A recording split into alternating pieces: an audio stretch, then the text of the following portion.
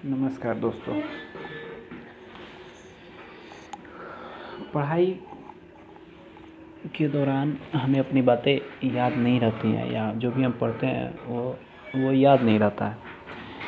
इस विषय पर हम आज चर्चा करते हैं, क्यों नहीं याद रहता है। यदि हम अपने पढ़ाई के क्रम में, पढ़ाई के टाइम टेबल में यदि रिवीजन शब्द को जोड़ दें, रिवीजन करें तो हमारी तैयारी बहुत बेटर हो जाएगी। और रिवीजन ही एक ऐसा उपाय है जो हमें भूली हुई चीज़ों को याद दिला सकता है, याद करा सकता है। हम याद कर सकते हैं रिवीजन के माध्यम से। तो जैसे मान लीजिए हमने एक टाइम टेबल बनाया अपना कि हम आधा घंटा ये सब्जेक्ट पढ़ेंगे, आधा घंटा मैथ पढ़ेंगे, आधा घंटा इंग्लिश पढ़ेंगे। तो उसी सब सब्जेक्टों के टाइम टेबल में भी हमें अपने पुराने चीज़ों को रिवीजन करने के लिए भी टाइम टेबल बनाना होगा कि हम कब उन्हें रिवीजन करेंगे। जैसे मान लीजिए आप पॉलिटी पढ़ रहे हैं तो पहला चैप्टर पढ़ लिए, दूसरा चैप्टर पढ़ लिए, तीसरा चैप्टर पढ़िए। तो जब आप तीसरा चैप्टर शुरू करते हैं तो आप पहले और दूसरे को रिवीजन कर लीजिए, एक बार उसको देख लीजिए, क्योंकि आप पढ़ा हुआ है तो आप 10 मिनट में उसको क्या कर लेंगे, आप रिवीजन कर लेंगे। तो इस प्रकार रिवीजन बहुत ज़रूरी है और इस रिवीजन के द्वारा ही हम अपनी पढ़ाई को रेगुलर रखेंगे, भूलेंगे नहीं। हर समय उससे क्या करेंगे, रेगुलरिटी में बना रहेगा वो हमारे वो मस्तिष्क से जाएगा नहीं। तो हमें अपने टाइम टेबल जो टाइम टेबल हमने तैयार किया है उसमें रिवीजन को भी जगह देना है। हमें उसमें रिवीजन के लिए भी अपने टाइम टेबल में जगह बनाना है। और जहाँ तक हम ये कहेंगे कि जब आप पढ़िए तो पढ़ने के साथ साथ तो जो आप पहले का पढ़े हुए हैं उसको पर डे उसको रिवीजन में लाइए, पर डे की दिनचर्या में रिवीजन में लाइए। फिर जैसे आप कहीं जाते हैं, कहीं आते हैं, कुछ सोचते हैं, तो उस सोचने के क्रम में भी ये बात सोचिए आप कि आप क्या पढ़ रहे थे, कैसे क्या पढ़े थे, क्या आज पढ़े हैं। ये बात आप जब दिनचर्या के क्रम में भी यदि आप क्या करते हैं, उसको लाते हैं, सोचते हैं, तो वो आपको कन्फर्मली एकदम भूलेगा नहीं। हमने तो ये भी कहा है कि यदि आपको कोई टॉपिक आप पढ़ रहे हैं तो उस टॉपिक को पढ़ने के बाद उसके बारे में सोचिए कि आपने क्या उस टॉपिक को पढ़ा है।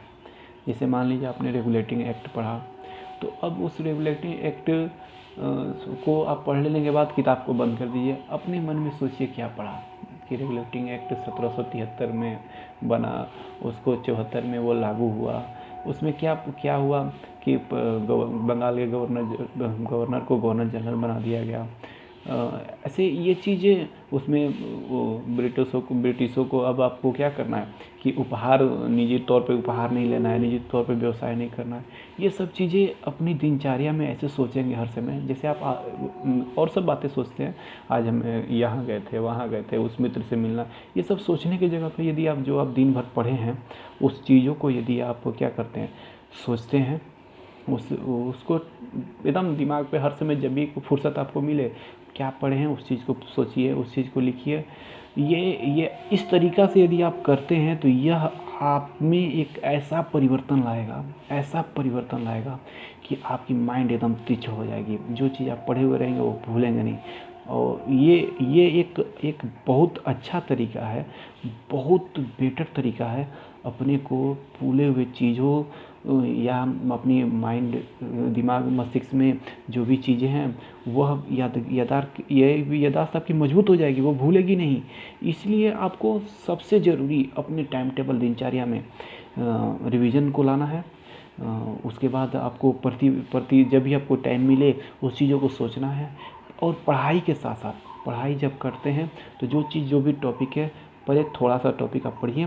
थोड़ा सा टॉपिक पढ़ने के बाद जब आप थोड़ा सा टॉपिक पढ़ लेते हैं, उस थोड़ा सा टॉपिक को पढ़ने के बाद ध्यान से सुनिएगा कि जो आप पढ़ाई पढ़ रहे हैं उस थोड़े से टॉपिक को पढ़ने के बाद उसको अपने मस्तिष्क में सोचिए, आंखें बंद करके सोचिए या जैसे भी सोचिए। ये नहीं कि सोना ही जाना है, आंखें बंद करके नींद नहीं, उसको रियली में सोचिए कि आपने क्या पढ़ा।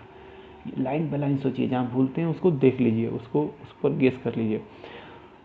उससे ये होगा कि वो आपको एकदम कंठस्थ हो जाएगा, एकदम माइंड में सेटअप हो जाएगा कि आपने क्या पढ़ा है। तो इस प्रकार से यदि आप अपने को एक एक बेहतर बना सकते हैं, और यह दिनचर्या साइंस भी, सोशियोलॉजी भी कहता है, साइंस भी कहता है कि यदि आप अपने दिनचर्या में कई दिनों तक ऐसे कार्यों को करते हैं तो वह आपका रेगुलरिटी बन जाएगा। जब रेगुलरिटी बन जाएगी तो आपकी सफलता के कदम चूकेगी। तो अपने फिर से हम कहेंगे कि रेगुलरिटी को अपने दिनचर्या में शामिल करें। धन्यवाद।